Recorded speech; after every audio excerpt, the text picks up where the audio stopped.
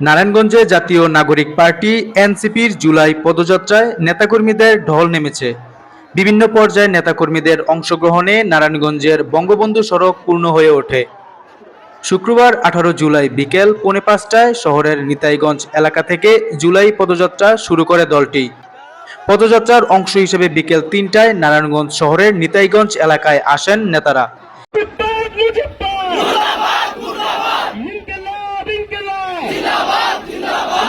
এনসিপির জেলা কমিটির যুগ্ম সমন্বয়কারী ও কেন্দ্রীয় কমিটির সদস্য আহমেদুর রহমান তনু বলেন, নিতাইগঞ্জে মধ্যাহ্নভোজের পাশাপাশি জুলাই আন্দোলনে হতাহত পরিবারের সদস্য ও স্থানীয় দলিত সম্প্রদায়ের লোকজনের সঙ্গে কথা বলেছেন এনসিপির আহ্বায়ক নাহিদ ইসলাম। পরে সেখান থেকে পদযাত্রা শুরু হয়, যা এসে থামে শহরের প্রাণকেন্দ্র চাষারা চত্বরে। বিজয় স্তম্ভের সামনে বিকেলে পথসমাবেশ হয়। পথযাত্রায় এনসিপির আহ্বায়ক মোহাম্মদ নাহিদ ইসলাম, সিনিয়র যুগ্ম আহ্বায়ক সামান্তা শারমিন, সদস্য সচিব আক্তার হোসেন, সিনিয়র যুগ্ম সদস্য সচিব ডাক্তার তাসনিম জারা, যুগ্ম সদস্য সচিব আব্দুল্লাহ আল আমিন, উত্তরাঞ্চলের মুখ্য সংগঠক সার্জিস আলম, দক্ষিণাঞ্চলের মুখ্য সংগঠক হাসনাত আব্দুল্লাহ ও মুখ্য সমন্বয়ক নাসিরউদ্দিন পাটোয়ারি সহ অন্যান্য নেতারা অংশ নেন।